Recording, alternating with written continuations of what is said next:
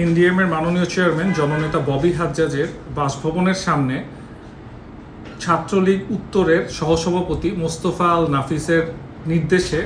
এক ব্যক্তি যার নাম নূর তাকে গ্রেফতার করে ডিবি পুলিশের কাছে নিয়ে যাওয়া হয়। আমাদের জানা তথ্য মতে তিনি সকালবেলা এখানে বিভিন্ন ধরনের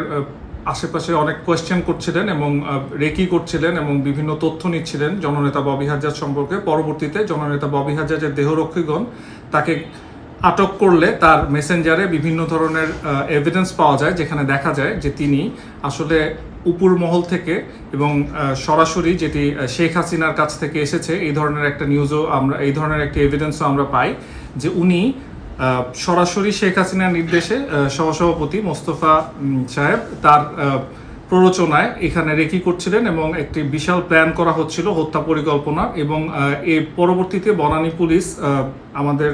এনডিএম এর মাননীয় চেয়ারম্যানের বনানী কার্যালয়ে গিয়ে বোমা বিস্ফোরক জাতীয় দ্রব্য উদ্ধার করেছে এবং তাকে এখন ডিবি পুলিশের কাছে রাখা হয়েছে। আমরা এই মুহূর্তে এনডিএম এর পক্ষ থেকে সরকারের কাছে আশা করছি যে সরকার যেন খুব দ্রুত এর বিরুদ্ধে ব্যবস্থা নেয় এবং আওয়ামী লীগ, ফ্যাসিস্ট আওয়ামী লীগের যেসব দোসররা এখনো ঘুরে বেড়াচ্ছে প্রকাশ্যে তাদের বিরুদ্ধে খুব দ্রুত অ্যাকশন নেয়। আমরা বিগত 2023 সালে দেখেছিলাম যে অক্টোবর মাসে যখন বিএনপি এবং অন্যান্য রাজনৈতিক দল, এনডিএম সহ সকল দল, বিরোধী দল নেতাকর্মীদের অলমোস্ট 22 থেকে 23 হাজার নেতাকর্মীদের 7 থেকে 15 দিনের মধ্যে গ্রেফতার করা হয়। কিন্তু আমরা এখন দেখছি 1 বছর পার হয়ে গেলেও আওয়ামী লীগের নেতা এবং কর্মীরা প্রকাশ্যে দেশে ঘুরে বেড়াচ্ছে এবং একটি নিষিদ্ধ সংগঠন আওয়ামী লীগ এবং নিষিদ্ধ সংগঠন ছাত্রলীগ তাদের কার্যক্রম পরিচালনা করে যাচ্ছে। সরকারকে এই মুহূর্তে আর ঢিলে ঢালা ভাব দেখানোর সময় নেই। জননেতা ববি হাজ্জাজ, যিনি জুলাই আন্দোলনের অগ্রভাগে ছিলেন, তার বিরুদ্ধে যদি এই ধরনের একটা স্টেপ বাংলাদেশ আওয়ামী লীগ একটি নিষিদ্ধ সংগঠন হিসেবে নিতে পারে, তাহলে দেশের জন্য সামনে আরো ভয়াবহ সময়